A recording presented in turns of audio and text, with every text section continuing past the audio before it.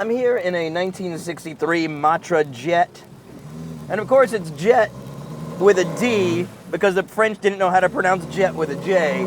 So they stuck that D on there for Jet. Jet. So it was designed by Rene. It's spelled Bonnet, but I've got a sneaky suspicion it's pronounced Bonnet or something like that. But yeah, he'd actually designed the car. Then Matra, I think, took over completely a little bit later. The body's almost Stingray style in the sense of a long hood, very flowing lines, a tapered back. But it's got tall, narrow tires, and it rides kind of high. But for me, it gives like it almost feels like a little sleek dog with like long legs. It feels like capable and graceful in a strange way. This car is outfitted like an apartment. There's wood, there's leather, there's some metal, little bits of bright work and chrome. It feels like you could take these same materials and if you translated them into a room, you'd have like a pretty cool old apartment. And of course, this means it's dangerous, and in a wreck, it'd be like, you know, slamming your head into a bureau or a Davenport at 45 miles an hour, which is probably not great. Of course, for the driver, you're hitting this splintery wooden steering wheel, which will kind of puncture your forehead like a pair of grotesque horns. And on this side, on the passenger side, you're just going to get a face full of padded leather before the engine crushes you into the front of the car.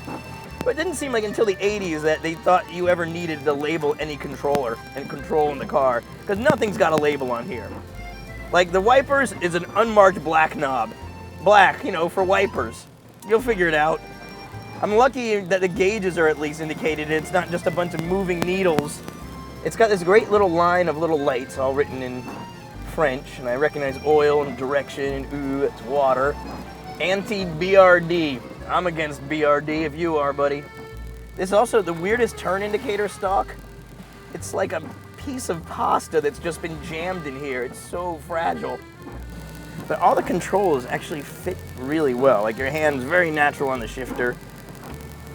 It's one of these old school shifters where you can just feel exactly every little gear shoving through.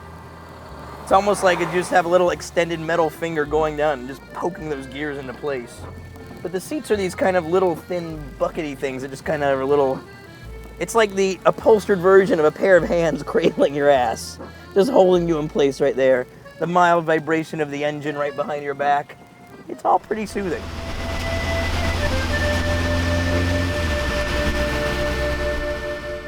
Traffic is always a tricky way to test a car, but it's also a good test.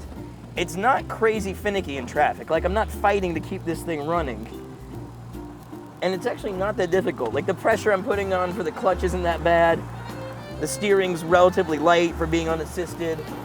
For an old car, 63, the driving position's great, visibility's really good, which is unusual for a low-slung car like this. Ah, that sound is fantastic. Around here we go. Go down to the second and open her up. Oh yeah. Oh, this is fun. There's a 2CV and a 1940s Hotchkiss up front, but what's making me go slow is this jackass in an F-150. How are you doing that, buddy? I feel like this was probably something close to the BRZ of its era. It feels kind of like that. This feels a lot more usable than, say, a Lotus of the time would have been, for example.